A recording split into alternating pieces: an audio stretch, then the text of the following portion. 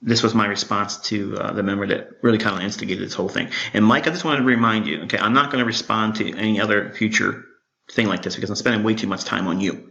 And I'm not going to let you hijack the mentorship, and you're not going to hijack my attention. So I'm only doing this because a lot of people follow me on Twitter, and I don't want anything taken out of context there and not left answered with the right amount of evidence. And I think I've done that for you here. So we have fair value gap here on the dollar CAD. Now think about what I said relative to the interest rate market. What was the interest rate differential between the two currencies here? Okay, we have Bank of Canada, 1 3/4. Federal Reserve, the U.S. market is 2 1/4. Where the market participants wanting more likely to put their money? Where are they going to get the better yield?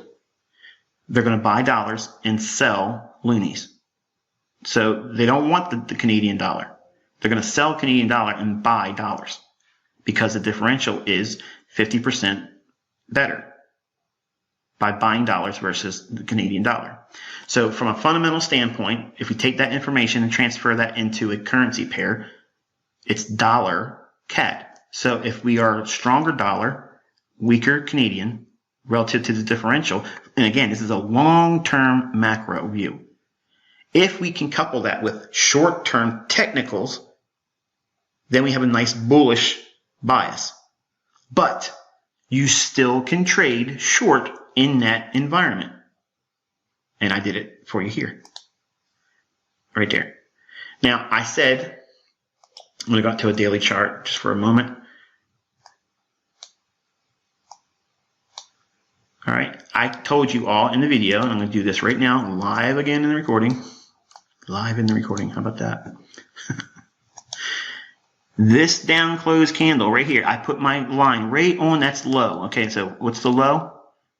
132.61 and 4 pipettes.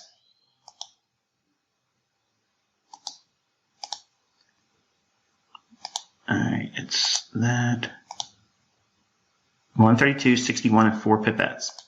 Okay, there's your black line. That's the level I said, watch this level here. All right, so that's our key higher time frame level. If we drop down into an hourly chart and zoom out a little bit. All right, so here's your price run here. It runs up and hits it the first time here on the 2nd of August. Okay, I said at the time, I said it looks kind of heavy, and we'll see what happens. Now, I'm looking at a pair that a member had asked me what my personal opinion was at the moment ahead of that recording on the 3rd of August. What was my opinion of it? It looked heavy. Now, that analysis was contrary to the long-term macro analysis that I just outlined for you here. It does not matter because I took no trade there. There's nothing on this pair. Just because it hit that level, it has to do something for me. It has to create an opportunity where it's obvious, it's clean, it shows a willingness to run it. This right here, this little hit right here, it's too shallow. That's a daily level. I want to see them really work that level. Well, we get it here, and it breaks down below it. We get a punch above it here, and we try to trade lower, fill in the fair value gap, and then we pump it up one more time. I did not see this trade. Okay, I did not see this trade until we saw the rejection occur already in this fair value gap that's on a lower time frame, which I'll drop back down in. But my analysis concepts kicked in because of the buy side liquidity pool here. We ran above that fair value gap, and then I felt confident that we'd run this level here, even though it's against the long-term macro analysis. I'm not limited by that. I tell you all in the core content to utilize the long-term to build the confidence. You'll get to be able to do these types of moves, and I'll drop down to the lower time frame again. You'll get there. I didn't see it here. I saw it when we got down into the breaker here as it was trading into it live. Watch what happens when we go into a 5-minute chart. Zoom in. One more time. Can't go any more than that. This candle here, okay, it had opened it was trading back up into the breaker. Mean threshold of the bearish breaker. As it traded there, that's exactly when I entered. Breaker.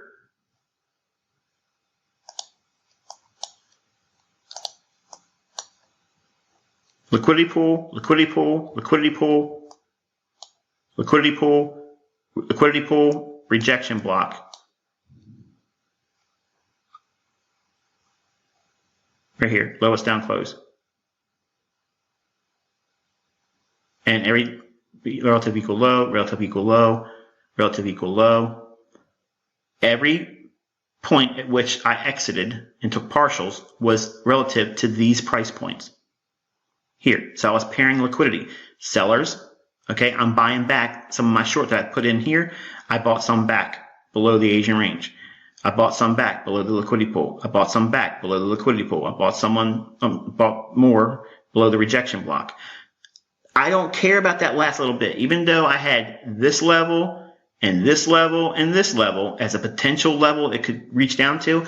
I want to be getting out in the movement that was favorable for me. I don't always get the actual low of the day. I don't care to know that. Well, I shouldn't say it like that. I do care to know it. And how do we know it? We have a low here of 131.95. Okay, 131.95. What's 10 pips below that? 31.85, right? No, I'm not going to be able to pull it up on that because it's a 5-minute chart.